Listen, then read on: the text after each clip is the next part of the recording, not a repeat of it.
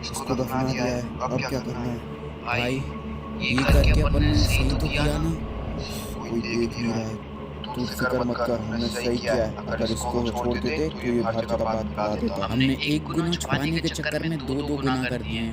वो सब छोड़ो, अब निकलते हैं यहाँ से। किसी ने हमें देख लिया तो कुछ सीन हो जाएगा। आ जाओ, जल्दी चलो भाई। आज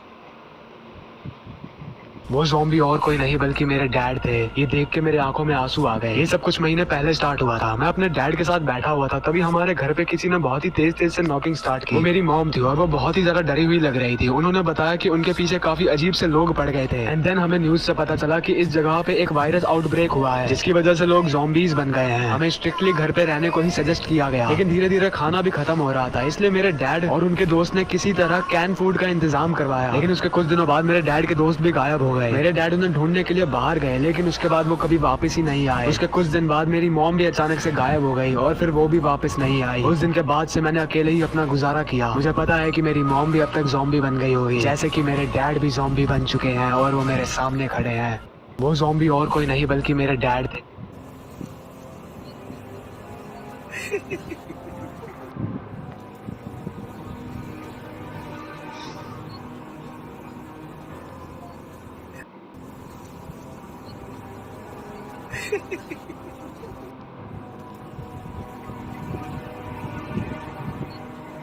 ये सच्ची घटना आयुष के साथ हुई थी। एक दिन देर रात तक ऑफिस में काम करने के बाद वो घर लौटने लगा। उसके एरिया में वैन और jeep as a public transport चलती है।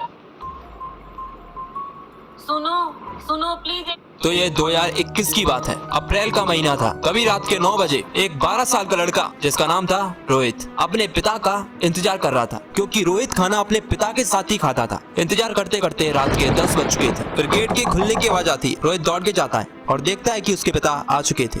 फिर रोहित की माँ डाइनिंग टेबल पर खाना लाती है। फिर खाना खाने के बाद रोहित की पूरी फैमिली बैठकर बात करते हैं। रोहित का पूरा परिवार खुश था, लेकिन वो लोग नहीं जानते थे कि आगे उनके साथ क्या होने वाला है। रोहित अपनी सिस्टर के साथ गेम खेल रहा था। फिर अचानक से रोहित उठता है और वॉशरूम जाता है। सब कुछ नॉर्मल चल रहा था। रोहित की बहन मोबाइल चला रही थी। रोहित को वॉशरूम में लगभग आधा घंटा हो गया था। फिर उसकी सिस्टर वॉशरूम के गेट पे खटखटाती है और रोहित को बुलाती है, पर रोहित कोई रिस्पॉन्स नहीं दे रहा था। उसकी सिस्टर उससे बहुत बार बुलाती है, पर रोहित कोई जवाब ही नहीं दे रहा था। फिर उसकी मॉम आती है। उसकी मॉम भी उसे बुलाती है, पर रोहित कोई जवाब ही नहीं दे रहा था। उसकी मॉम थोड़ी टेंशन में आ जाती है। फिर उसके पिता बाथरूम के गेट को तोड़ने की कोशिश करते हैं और फिर जैसे ही गेट टूटता है वैसे ही उन्हें दिखता है कि रोहित। तो ये 2001